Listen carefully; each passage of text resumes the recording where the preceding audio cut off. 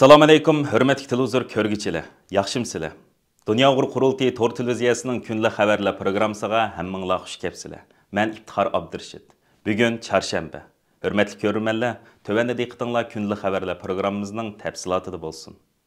Amerikaning Chexiyadagi bosh elchixonasi bilan Dunyo Uyg'ur qurultiyi tarafidan 20-iyun kuni Chexiyaning poytaxti Pragdagi Amerika saroyida o'tkazilgan Sharq Turkistonning navbatdagi vaziyati haqida analiz nomli muhokama va suhbat yig'ini bir qism ellarning Chexiyada turishlik diplomatlarining alohida qiziqishini qo'zg'adi. Dunyo Uyg'ur qurultiyining Pragda turishlik alohida vakili Evita xonimning riyosatchiligida o'tkazilgan mazkur yig'inga Amerika, Angliya, Yaponiya qatorliq davlatlarning Chexiyada turishlik elchilari, Chexiya parlamentining a'zolari, kishilik huquq tashkilotlarining mas'ullari, tadqiqotchilar, universitet vakillari va jurnalistlardan bo'lib ko'p sonli kishi qatnashdi. Dunyo Uyg'ur qurultiyidan qurultay raisi Dolqin Aysa, Qurultay ijroiya komitetining muavin raisi Turg'unjon Alovuddin, Qurultay fondining raisi Abdujil Ahmad, Qurultayning bayonotchisi va Qurultay ayollar komitetining mudiri Zumratay Erkin va Qurultay yoshlar komitetining mudiri Erkin Zulun qatorliqlar yig'in qatnashuvchilari qatoridan o'rin olgan bo'lib, Dolqin Aysa apandim bilan Zumratay xonim yig'in qatnashuvchilarining Uyg'ur masalasi haqida so'rgan turli savollarga astoydillik bilan javob berdi. Dolqin Aysa apandim ba'zi diplomatlarning uchurlardan ma'lum bo'lishicha, Xitoy hukumatı hozir Uyg'urlarning chet elga erkin chiqishiga ruxsat qilyapti. Chet ellardagi Uyg'urlarning Sharq Turkistonga berishiga yo'l qo'yyapti. Buni Xitoyning Sharq Turkiston siyosatidagi bir ijobiy yuzilinish deyishga bo'lamdi degan savolga javob berib, Xitoy hokimiyatining Sharq Turkistonda Uyg'ur va boshqa Turkiya xalqlariga yurgizayotgan irqiy qirg'inchiligi va insoniyat qarshi jinoyatlarining hozirma ham jiddiy davom qilayotganligini, xalqaroning shuncha kuchli besimiga va BDTning tavsiyalariga qaramasdan Uyg'urlarni tashviqot vositalariga chiqarib, xuddi Uyg'urlar chet ellarga erkin chiqayotgandek bir soxta manzarni yaratishga tirishayotganligini, chet elga simvol xarakterlik chiqarilgan Uyg'urlarning bo'lsa, avval oilasining bir qismi go'raygilinib, ondan chiqarilganligini, yana bir tarafdan Xitoyning chet ellardagi Uyg'urlar qaratgan chegara halqon bostirish siyosatining kundan-kun kuchayib berayotganligini, chet ellarda Xitoy qarshi harakat ilib berayotgan Uyg'ur, Tibet va Hong Konglik siyosiy faoliyatchilar nazorat qilish va ularni tahdid bilan singdirishni asos vazifa qilgan Xitoy soqchilarining faoliyatlarining hozirma ham davom qilayotganligini ifoda qilish bilan birga, Uyg'urlarni assimilyatsiya qilib yo'qotishning Xitoy kompartiyasining tub siyosati va nishoni ekanligini, shunga Xitoyning Sharq Turkistonda navbat yurgizayotgan siyosatlardan osonlikcha voz kechmaydiganligini, shuning uchun mayli BDT boshchiligidagi xalqaro organlar bo'lsin yoki demokratik ellar bo'lsin, Uyg'ur irqiy qirg'inchiligini to'sib qilish uchun Xitoy qaratgan besimini va jazo tadbirlarini jiddiy turda oshirish lozimligini, xalqaro jamoatchilikning hargizmi Xitoyning soxta tashviqotlariga aldanib qolmaslik lozimligini alohida ta'kidlab o'tdi. Dolqin Aysa apandim bilan Zumratay xonim ba'zi diplomatlarning Uyg'ur majburiy amkiga munosabatli savollariga javob berib, Sharq Turkistondagi jazo lagerlari dunyoga oshkorlangandan keyin Xitoy hokimiyatining xalqaroning kuchli noroziligiga uchraganligini, Xitoy hokimiyatining jazo lagerlarining mavjudligini inkor qilib, uni atalmish kasbiy tarbiyalash markazi deb e'lon qilganligini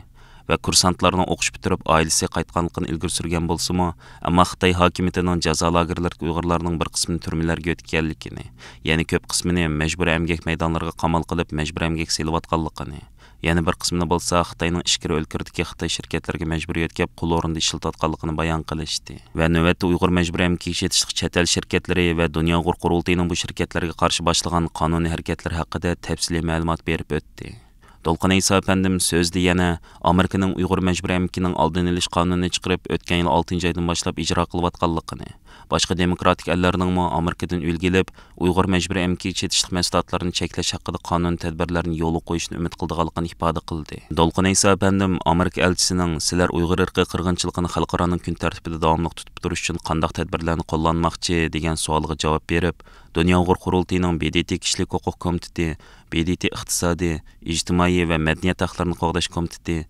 BDT ayollarning kamsitilishining oldini olish komiteti, BDT irqiy ayrimchilikka qarshi turish komiteti, BDT musofirlar oliy komissarligi, BDT ma'rif va fan madaniyat komissarligi qatorliq organlarni o'z ichiga olgan organlari va BDTning dokladchi xodimlari bilan yaqindan moslashib, ularni Xitoyning Sharq Turkistondagi jinoiy qilmishlariga munosabatli dokladlar, shohidlar va guvohchilar bilan ta'minlab kelayotganligini, masalan, BDT kishilik huquq oliy komissarlik ishxonasi tarafidan o'tgan yil e'lon qilingan Uyg'ur vaziyati haqidagi dokladida Dunyo Uyg'ur qurultiyining tashabbusi bilan Londonda qurilgan Uyg'ur sud kollegiyasining hukmnomasining muhim manba va dalil sifatida o'rin olganligini, qurultayning mayli Yevropa parlamentida bo'lsin yoki Amerika boshchiligidagi g'arb demokratik ellarning parlamentlarida bo'lsin, Uyg'ur irqiy qirg'inchilik haqida ko'p qatim guvohlik yig'inlarining o'tkazilishini qo'lga keltirganligini, bu guvohlik yig'inlarining hozir 10 davlatning Uyg'ur irqiy qirg'inchiligini qabul qilib qaror ilishda muhim rol o'ynaganligini, Amerika, Kanada, Yaponiya, Angliya, Yevropa parlament qatarlıq köplеген parlamentlarda məxsus Uyğur dostluq qruplarının qurulğanlığını və qurultayının bunundan keyinmi bu xil fəaliyyətlərini üzlüksüz küçəytiş arqılıq Uyğur irqi qırğınçılıqqa qarşı güclük bir xalqaralıq birlik səpinin şəkillenişini qo'lga keltirishga tirishadiganligini ifoda qildi. Uningdan boshqa yana Dunyo Uyğur qurultayi tarafidan 19 iyun kuni tushdan burun Chexiyaning poytaxti Praga shahar markazida boshlangan Şinjan saqchi hujjatlarida oshkorlangan ichinishli ko'rinishlar asos qilingan va Xitoyning Sharq Turkiston irqiy qirg'inchiligi va jinoiy qilmishlar namoyon qilingan cho'ng tipdagi rasm ko'rgazmasi bugun oxirgi kunga qadam qo'ydi. Mazkur ko'rgazmaga riyosatchilik qilgan qurultay rahbarlarining Pragdan bildirishicha, ko'rgazma boshlangandan buyon diplomatlar, siyosiy arboblar, jurnalistlar va har sohazatlardan bo'lib ko'p sonli kishi ko'rgazmani ekskursiya qilgan.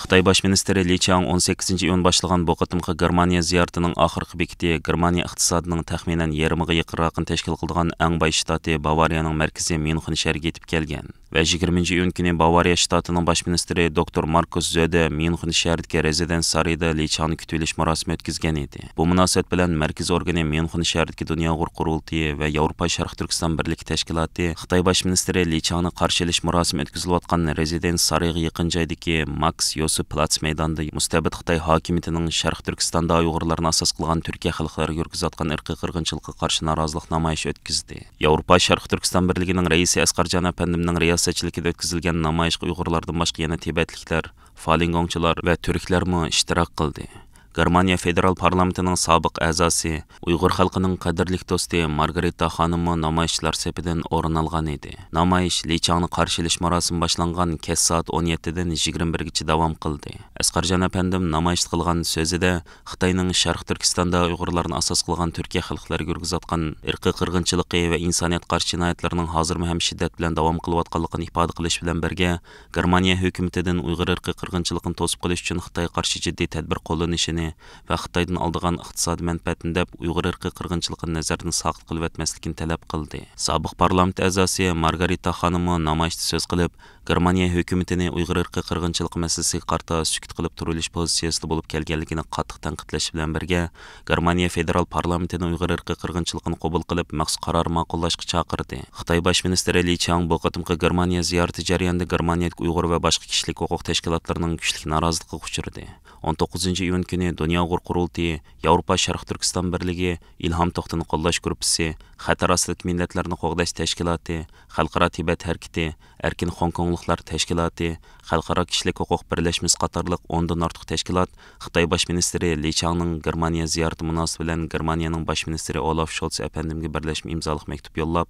Uyg'ur irqiy qirg'inchiligini darhol to'xtatish, jazo lagerlarini taqash, beguna tutqunlarni darhol qo'yib berish haqida Xitoy tarafga besim ishlatishni talab qilgan edi. Uningdan boshqa yana 20 iyun tushdan burun Xitoy bosh ministri Li Qiang Berlindagi bosh ministerlik binosida Germaniya bosh ministri Olaf Scholz bilan ko'rishayotganda Dunyo Uyghur qurultayi, Ilhom To'xtini qo'llash gruppasi, Xatar ostidagi millatlarni qo'g'dash tashkiloti va Germaniyadagi Tibet, Hong Kong va Falun Gong tashkilotlari birlikda bosh ministerlik binosi oldida norozilik namoyishi o'tkazgan edi. Siyosiyon gazetining 20 iyun e'lon qilgan obzorda Germaniyaning dunyoga mashhur Volkswagen avtomobil shirkatining Urumchida qurgan sho'ba zavodi va Uyg'ur majburiy emgak masalasi yana qayta kun tartibga keldi. Obzorda ko'rsatilishicha, garchi Volkswagen shirkati hozirgacha o'zlarining Uyg'ur majburiy emgakidan xoli ekanligini ta'kidlayotgan bo'lsa-mu, mushundaq cho'ng shirkatning Xitoy hukumati qirg'inchilik qilayotgan bir rayonda zavodni davomli mangdirishning o'zi bu xil qabihlik siyosiy jihatdan chapan yepish deb qaralgan. Dunyo Uyghur qurultayining program yetakchisi Eva Shtoka bu haqda so'z qilib, bu joyda rostilla majburiy emgak bo'lmagan ahvoldami, mush zavodning o'zi Xitoy uchun dunyoga o'zini avotliq barpo qilg'ich qilib ko'rsatish vosita bo'lib qoladi. Ammo bizning ko'rganimiz bu joydagi qirg'inchilikdir degan. Navbatda Volkswagen shirkati zavod qurgan joyning atrofida 7 lagerning o'rni aniqlangan bo'lib, shu atrofdagi o'rta va boshlang'ich maktabning o'quvchilari ko'p qatimlab xolis zapchast to'shish emgakiga qatnashtirilgan. Shirkat mas'ullari o'zlarining hech qanday majburiy emgak chetishlik emasligini ta'kidlab kelayotgan bo'lib, ularning bayonotchisi hatto bir qatim oshkor holda, agar biz Shinjongdan chiqib ketsak, bu ahvolda bir o'zgarish bo'larmi? Biz buningdan zo'r gumanda degan. Ma'lum bo'lishicha, 1930-yillari Volkswagen shirkati eng gulinish yuzlangan bo'lib, ularning nasistlar Germaniyasi bilan bo'lgan hamkorlik tufaylidan shirkat g'oyat zo'r foyda qozongan. Navbatda bu shirkat ishlab chiqargan avtomobillarning 40% Xitoyda sotildi ekan.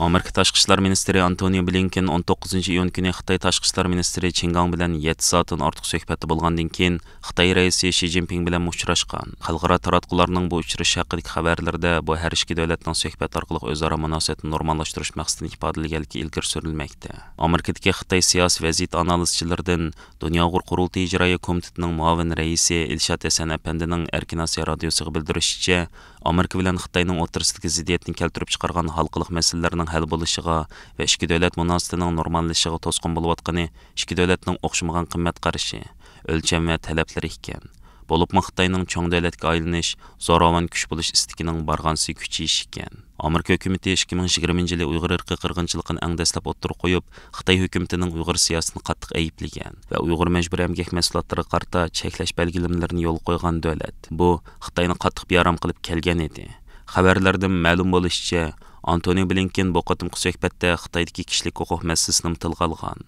Onun ta'kidlashicha, demokratiya va kishilik huquqni qimmat qarshi qilgan Amerika bilan Xi Jinping rahbarligidagi Kompartiyaning mustabid hokimiyati o'rtasidagi o'xshamagan tuzum va qimmat qarashi sababli Tayvan, Ukraina, Rossiya urushi va Xitoyda yuz berayotgan kishilik huquq dafsanchiligi, bo'libmi Sharq Turkistondagi zulm siyosati, Tibet, Hong Kong qatorliq joylardagi kishilik huquq dafsanchiligi qatorliq masalalarda Amerika bilan Xitoy o'rtasida bir-biriga butunlay qarama-qarshi bo'lgan ziddiyatli vaziyat yana davom qildi ekan. Amerika Tashqi ishlar ministri Antoni Blinken 6-oyning 19-kuni Beyjingda o'tkazilgan axborot e'lon qilish yig'inida so'z qilib, Xitoy rahbarlari bilan o'tkazgan suhbatda kishilik huquq masalasini, jumladan Uyg'ur, Tibet va Hong Kongdagi kishilik huquq dafsanchiligini tilga olganligini bildirgan edi.